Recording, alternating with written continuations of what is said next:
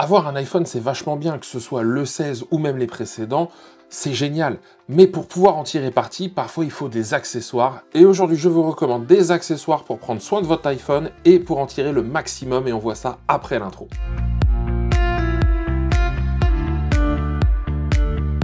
Bonjour et bienvenue sur la chaîne et tests de Cyril. Ici, on parle de tech, audio, photo, vidéo, d'Apple aussi.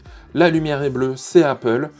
Et aujourd'hui, on va parler plus spécifiquement de l'iPhone. Alors moi, je vous en ai présenté, chaque année, je vous présente un des modèles iPhone qui est sorti, je vous en fais un test, et voilà, on s'arrête là souvent avec les commentaires. Encore une fois, merci pour vos commentaires, mais souvent ça s'arrête là. Cette année, je voudrais aller un peu plus loin, parce que je voudrais vous présenter des accessoires pour aller un peu plus loin avec vos iPhones, pour prendre soin de vos iPhones aussi, bien évidemment. Et donc, je me disais que ce serait intéressant de vous présenter des accessoires liés à l'iPhone.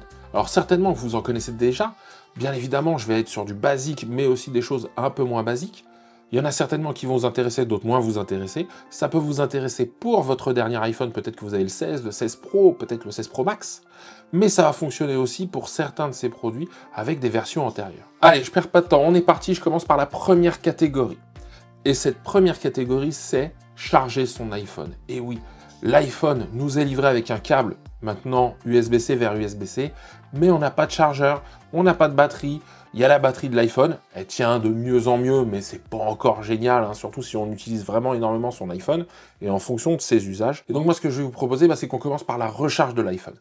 Alors, de ne pas le faire n'importe comment, parce que oui, forcément, on peut trouver des chargeurs vraiment pas chers, et qui peuvent fonctionner, on va se dire les choses, des câbles pas chers non plus, moi je préfère y mettre un peu plus le prix.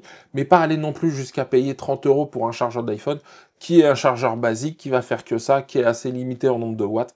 Non, soit on va sur des chargeurs similaires, mais à des prix plus intéressants, soit on va sur des chargeurs un peu plus chers, mais alors qui vont être bien plus polyvalents. Et donc moi, je voulais vous parler d'une marque qui, dans le terme de la recharge et des accessoires, a fait ses preuves. Je l'utilise depuis bien longtemps, même pour d'autres éléments pas liés aux accessoires de l'iPhone. Je l'utilisais même cette marque avant qu'elle ne me fournisse parfois des produits pour mes vidéos. Je veux parler de Ugreen. Ugreen, c'est franchement une marque que j'apprécie, parce que je trouve qu'ils ont des produits qui sortent un petit peu de l'ordinaire. C'est ce que je vais vous présenter avec une nouvelle ligne, la ligne Uno. Vous allez voir, elle est très intéressante. Et moi, j'ai plein de produits de chez eux. Je vous ai déjà présenté des chargeurs, du nomadisme, etc. Je vous ai présenté des boîtiers pour disques SSD. Et là, je vous présente la recharge, mais liée plutôt à l'iPhone. Alors, pourquoi je vous parle de Uno? Parce que Uno, chez Ugreen, est une gamme qui présente l'avantage d'avoir un petit écran avec ce genre de petit visage dessus, mais ça ne sert pas qu'à ça. Il y a une signalétique derrière, pour comprendre comment fonctionnent leurs produits et surtout comment ça recharge votre produit. Et donc, ils m'ont fourni 4 produits de chez eux. Je vais vous les présenter les uns derrière les autres. Alors moi, je commence par mon petit chouchou. D'accord, je viens de vous le montrer. C'est un chargeur. Alors ça, c'est un chargeur 100 watts. Donc déjà, 100 watts, on est sur quelque chose d'intéressant. Avec 3 ports USB-C et un port USB-A. Alors attention, 100 watts, c'est pour la globalité du chargeur comme à chaque fois. Les deux USB-C, C1 et C2 vont jusqu'à 100 watts. Ensuite, on va sur du 30 watts sur le C3. Et sur l'USB-A, on va jusqu'à du 22,5 watts maximum. Ce qui est bien, c'est qu'au dos, hop, si on cherche, il y a marqué 100 watts, ça c'est top. Vous avez vu, franchement, c'est un petit robot. En plus, ils lui ont mis des petites jambes, hop, voilà, là, ça fait apparaître. Mais ce qui est bien, c'est que si vous les laissez sur votre bureau, je trouve que ça a une petite touche sympathique. Là, je vais enlever, je l'ai laissé sur celui-là, hop, la petite membrane qui vient protéger l'écran. Alors, petit bémol, oui, les écrans peuvent se rayer, mais après, à vous de faire attention à vos produits. Et donc, on va assez loin avec ça. Par exemple, Ugreen annonce en 30 minutes recharger à 43% un MacBook Pro 16 pouces, le plus grand, celui qui nécessite normalement le plus de watts. Sur une heure de charge, ils annoncent récupérer 81% en partant de zéro sur le MacBook Pro 16 pouces, donc franchement, il y a de quoi faire, et une heure de charge, déjà, c'est pas trop long, et on peut récupérer quand même pas mal de choses, sachant que derrière, on a pas mal d'autonomie. Donc ça, c'est le premier produit que je trouve trop mimi, trop sympa. Ensuite, pour ceux qui sont un peu plus nomades, qui n'ont pas de prise de courant, mais qui utilisent leur iPhone tout le temps, toujours dans la gamme Uno ici, nous avons la batterie, d'accord, MagSafe. Hop, hop là, c'est parti, tac, on voit ici, ça charge. Et là derrière, hop, 44%, on voit bien que c'est en train de charger. Et donc l'avantage ici, c'est quoi? C'est que si je déplie cette partie-là, j'en fais un petit stand. Hop, je le pose Et donc je peux ajuster l'angle et avoir mon iPhone posé devant moi pendant qu'il recharge. Alors ce qui est bien, c'est que pendant la charge, hein, hop là, voilà. Et donc là, il m'indique, mais il m'indiquera aussi quand il sera chargé, etc. Donc ça, c'est plutôt bien fait. Donc regardez, je peux le mettre dans ce sens-là aussi, hein, donc ce qui veut dire que je pourrais profiter d'un contenu en même temps qu'il charge, eh bien, en mode horizontal et pas forcément vertical. Alors au niveau des spécifications, 5000 mAh, en USB, parce qu'il y a de l'USB-C ici, elle sort jusqu'à 20 watts. En wireless, c'est-à-dire en recharge sans fil, elle sort du 7,5 watts. Si je veux, bien sûr, je le recharge aussi par USB-C. Là, j'ai un petit bouton qui va me permettre de faire des actions différentes. Par exemple, si je triple-clique dessus, bah, ça arrête la recharge et donc je peux m'en servir comme stand uniquement et pas forcément comme recharge magnétique. Ça, c'est moi qui le vois à chaque fois comme j'ai envie pour soit préserver la batterie, soit parce que j'en ai assez sur mon matériel. Mais là, vous voyez, hop, moi, c'est bien en charge et j'ai toujours les petits emojis derrière qui se font, qui me montrent que ça charge. Il y a quand même une quinzaine d'emojis, donc c'est plutôt pas mal. Et pour continuer avec les produits Ugreen, eh bien, j'ai ce stand magnétique pour bureau. Alors lui, il est pour bureau, pourquoi? Parce que déjà, il n'y a pas de batterie intégrée. Ça, c'est le premier point. Parce que, si je regarde, j'ai une sortie USB ici, j'ai une entrée USB à l'arrière, et j'ai toute la partie du dessus qui est chargeur magnétique. Et ici, là, cette partie-là accepte aussi de recharger des AirPods.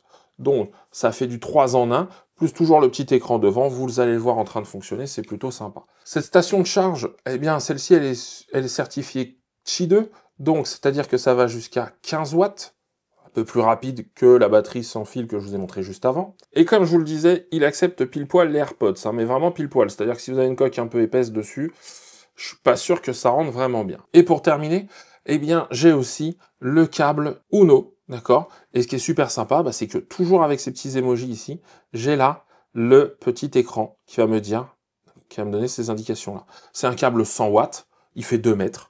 Donc c'est plutôt sympa, vous allez voir tout ça bien sûr en action. Vous pouvez bien sûr aller sur d'autres choses, hein, prendre du produit Apple, etc. Mais moi je trouve que les produits Ugreen, rapport qualité-prix et polyvalence, c'est quand même intéressant, c'est pour ça que je vous ai vous en parler. Et je les remercie encore d'avoir fourni ces produits pour cette vidéo. Allez, on perd pas de temps, on continue, on passe à la deuxième partie. La deuxième partie, c'est protéger son iPhone. Parce que nos iPhones, bah oui, ils ont des contours, ils sont beaux, ils ont des dos sympas, etc. Mais forcément, à un moment, ils peuvent se rayer, ils peuvent prendre des chocs, ils peuvent tomber, etc. Et donc, ils sont quand même assez fragiles, hein, même si ils améliorent la dureté, etc. Moi, je trouve ça assez fragile. Donc, au niveau des protections, moi, je vais commencer par vous parler d'une coque. Alors, quelle coque je vous conseillerais? Alors, il y en a plein, hein, des coques, il y a de quoi faire. Moi, je suis très basique au niveau des coques. Moi, je prends la coque Apple. D'accord?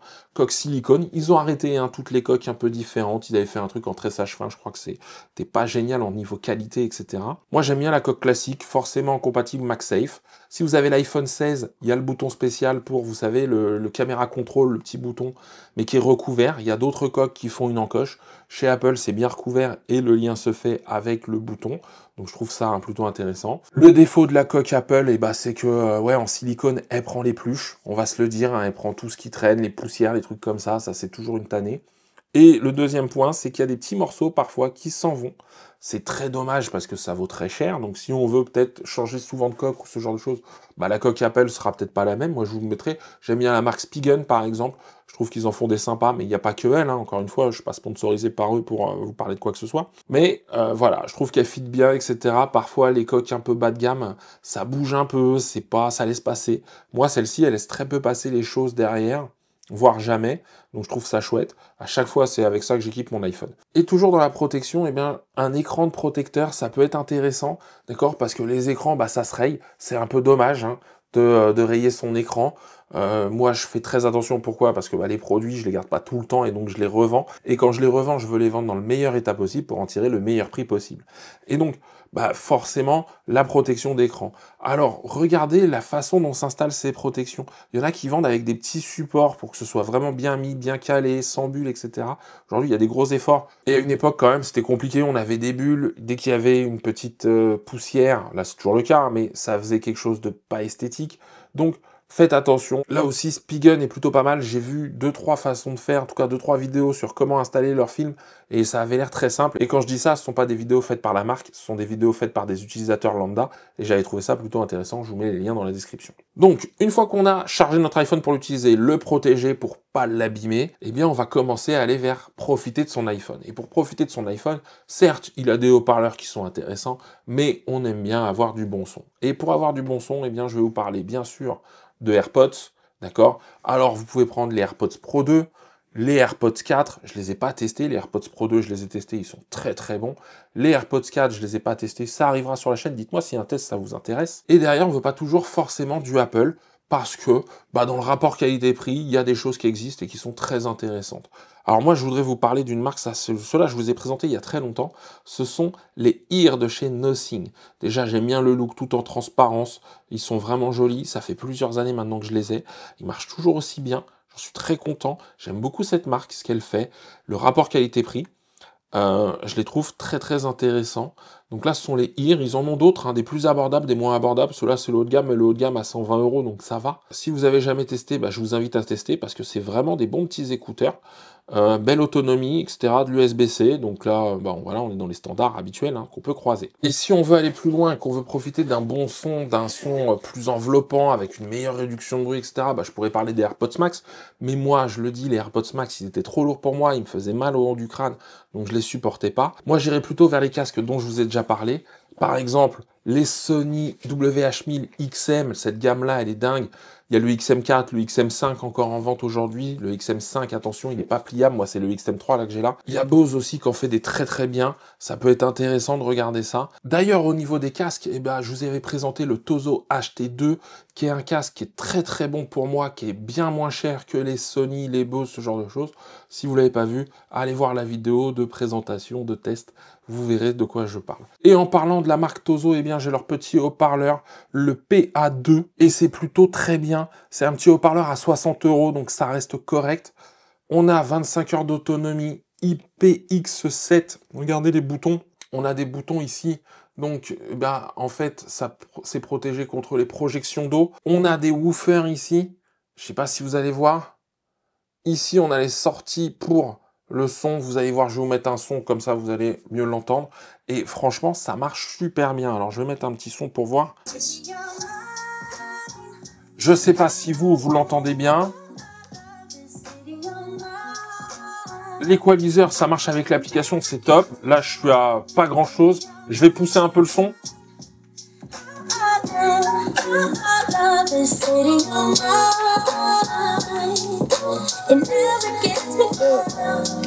Ça répond au doigt et à l'œil, ça a été tout de suite reconnu. Franchement, c'est assez léger. Ils annoncent 25 heures d'autonomie, ce qui est assez énorme. Là, il y a un petit passant pour une Dragon, donc on pourrait venir l'accrocher à un sac, ce genre de choses.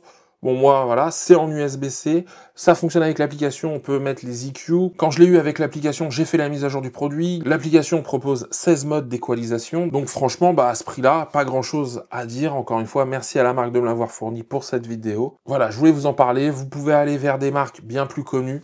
Moi, Tozo, ça mérite d'être accessible et franchement qualitatif par rapport au prix. Le rapport qualité-prix est très bon. Pas forcément autant entre les différents produits. Je me rappelle d'un produit que j'ai testé et dont je vous avais parlé. Mais sur les deux dont je viens de vous parler ici, c'est testé et approuvé. C'est génial. Ensuite, avec le smartphone, ce qui va bien, c'est la montre connectée. Alors bien sûr, je pourrais vous parler de l'Apple Watch Ultra, la série 10. Il y a vraiment ces montres-là qui sont bien faites avec l'iPhone. Moi, aujourd'hui, je voudrais vous parler d'une montre bien plus abordable. Je l'ai là au poignet. Ça fait une semaine que je l'ai au poignet. Franchement, j'en suis hyper content. Alors, il y a des petits bémols. Je vais la présenter bientôt sur la chaîne. Mais par exemple, vous voyez, ça fait une semaine, il lui reste 36%. Je l'utilise tous les jours, je dors avec, je ne l'ai pas rechargé une seule fois. Donc ça, c'est vachement intéressant. C'est la marque Nothing, c'est la Watch Pro 2. Le bracelet est hyper confortable, l'écran est très qualitatif. Franchement, il n'y a pas grand-chose à dire. Hop, vous avez vu, détection automatique de la lumière. Donc vous avez vu, directement, on a eu la montée de la luminosité. Si, hop, je vais là-dessus, avec la petite crône là, hop, vous voyez, on peut faire ça, bien sûr je peux le faire avec le doigt, ça fonctionne quand même très très bien, hyper agréable à porter, moi je l'oublie, plutôt assez large, donc moi ça me va bien, parce que mon poignet, je voulais pas un tout petit cadran, très lisible, enfin voilà. Je voulais vous en parler parce qu'aujourd'hui, c'est un produit qu'on a à 65 €, 70 € maximum. Pendant le Black Friday, elle était à 55. Franchement, elle mérite d'être connue. Elle a des bémols, j'en parlerai dans la vidéo, mais voilà, ça peut changer de l'Apple Watch. Et puis surtout, c'est beaucoup moins cher. Je continue, oui, je continue. L'iPhone, ça peut être aussi une super console. Bah ouais, une petite console portative. Alors, on peut jouer sur l'écran. Sur certains jeux, c'est très bien. Et certains autres jeux nécessitent une manette. Alors, on peut être team manette Xbox ou PlayStation, je crois qu'elles sont compatibles avec l'iPhone. On peut en acheter une parce que on n'a pas forcément la console. Ça, c'est pas interdit, d'accord? Ou il y en a qui sont dédiés. Alors, il y a des grandes manettes aujourd'hui qui existent. Alors, j'en ai pas là, hein, malheureusement, j'aurais bien aimé tester. Vous savez où vous venez les éclipser de chaque côté. Donc, vous allez avoir la manette qui va venir des deux parties, et donc ça va venir s'enficher dans votre iPhone. Ça, c'est très bien, parce que ça connecte directement. On peut être relié en USB-C, et puis derrière, on a ces deux éléments-là. Ces manettes-là, elles sont très intéressantes, mais elles sont dédiées à l'iPhone. C'est-à-dire que si demain, vous avez un iPad ou une Apple TV, vous n'allez pas forcément pouvoir jouer avec dessus, parce que vous allez avoir cette partie-là au milieu, ça va pas être génial. Moi, j'ai celle-ci, par exemple. C'est SteelSeries qui l'a fait, c'est la Nimbus Plus. Elle est très bien. Moi, elle est reconnue par l'iPhone, elle est reconnue par l'Apple TV. Je l'aime beaucoup. Elle est un peu chère, je trouve. Je vais être très clair. Quand je l'ai achetée, je crois qu'elle était un peu moins chère. Il y a des gâchettes, hein, ici. Il y en a quand même deux. Là, voilà, vous connaissez, hein, c'est des formes quand même qu'on a l'habitude de voir. Le regret que j'ai aujourd'hui, c'est qu'elle est encore en Lightning. C'était très très intéressant avec les iPhones dernière génération, mais ils auraient pu, ou ils pourraient proposer, je pense, deux connectiques, une en Lightning et une en USB-C. Parce qu'aujourd'hui, l'USB-C, ça me paraît devenir la norme, et donc j'aurais trouvé ça très bien. Il y en a d'autres qui font ça. Moi, je vous parlais de celle-ci, parce que c'est celle que j'utilise, au moins elle est validée, elle est très robuste, des années que je l'ai, elle n'a pas bougé. En tout cas, une manette, ça peut être intéressant si vous l'utilisez, je prends les transports, ce genre de choses, ça peut être sympa. Et là, je vous montre comment on pourrait même l'utiliser chez soi, transformer son iPhone en petite console de jeu. Il y a de quoi être plutôt pas mal. Et enfin, l'iPhone, c'est un outil de création de contenu. Il y a les caméras, les modules caméra, suivant le modèle 2 ou 3, en fonction du pro ou du non pro. Et franchement, on l'utilise beaucoup. Moi, je l'utilise beaucoup pour la chaîne. Et donc, je vais vous présenter des supports. Alors, le premier support que je vais vous présenter, c'est celui-là. Alors, c'est Woohooto. Voilà, je vous mets le nom ici, et puis le lien, il sera dans la description. C'est un petit support que je trouve très très intéressant. Pourquoi? Parce que déjà, forcément, il s'adapte à plus que l'iPhone, à plein d'autres portables, bien évidemment. Il a la possibilité, si je déverrouille ici, de le mettre en vertical. Oui, le contenu vertical, aujourd'hui, on en fait de plus en plus, même pour nous, les photos, donc ça peut être très intéressant. Donc hop, et c'est verrouillable, donc ça, c'est plutôt bien. Et puis là, cette partie-là aussi se verrouille. Hop, si je ferme ça, vous voyez, là, je ne sors plus du tout la partie ici, c'est avec cette molette-là. Il y a des petits pas de vis ici pour mettre également des accessoires. Ici, il y a une griffe flash cold shoe pour y mettre un accessoire comme, par exemple, votre DJI mic ou ce genre de choses. Il y a bien sûr les trous ici. Et donc moi, par exemple, je peux l'adjoindre à un mini trépied. Là, j'ai le Pixie de chez Manfrotto. Hop là. Et donc, soit, hop, mode trépied, ok. Soit, je fais ça, mode vlog. Vous voyez? Hop. Et donc, je peux après trouver un endroit pour le poser le trépied. Hop, voilà. Et donc me dire, tiens, là, je vais pouvoir me shooter, je vais pouvoir me filmer. Je peux aussi imaginer l'utiliser pour regarder du contenu, ce genre de choses. Ça peut être très, très, très polyvalent. Et en plus, là, le trépied, ce qui est bien, c'est que avec une pression, je peux bouger. Si tout ça, ça prend trop de place et que vous voulez vraiment être minimaliste, j'ai trouvé un petit support très sympa, c'est celui-ci. Alors celui-là, qu'est-ce qu'il a? Alors il est tout en aluminium, il a plein de petits points sympathiques. Qu'est-ce que j'entends par là? Eh bien, dans les petits points sympathiques, alors déjà, il est plutôt résistant. Je peux le mettre comme ça, alors bien sûr, là, ça prend de la place, mais c'est surtout, une fois que j'ai terminé, je peux le ranger comme ça. Si je le mets comme ça, je peux le déplier. Là, il y a une pince Arca Suisse. Alors, je ne l'ai pas dit, mais sur celui-ci aussi. Là, c'est compatible Arca Suisse. Arca Suisse, c'est une norme pour les rotules de trépied. Donc ça, c'est intéressant. Donc ça, je peux le mettre aussi sur un trépied. Je prends une rotule, mais voilà. Donc là, vous voyez, je peux mettre mon iPhone posé sur le trépied. Et donc, hop, je peux aller shooter comme je veux. Et avec pas mal de polyvalence là-dessus. Et celui-ci a quand même un dernier point, et non des moindres. Ça, c'est vraiment pour l'hypernomadisme. C'est que celui-ci, c'est un petit trépied en même temps. Donc, si je veux regarder du contenu, mater un truc qui m'intéresse quelque part, je le pose sur une table et donc bah, j'en profite et je peux soit filmer, soit me filmer, soit faire une visio. Si je veux le mettre un peu plus haut avec un petit trépied de table, etc., je peux aller plus loin avec le côté Arca Suisse, mais donc il y a de quoi faire. Il y en a un autre qui existe d'une marque un peu pliable, qui est plus léger, qui est moins robuste parce qu'il n'est pas en métal. Je vous en montre quelques images.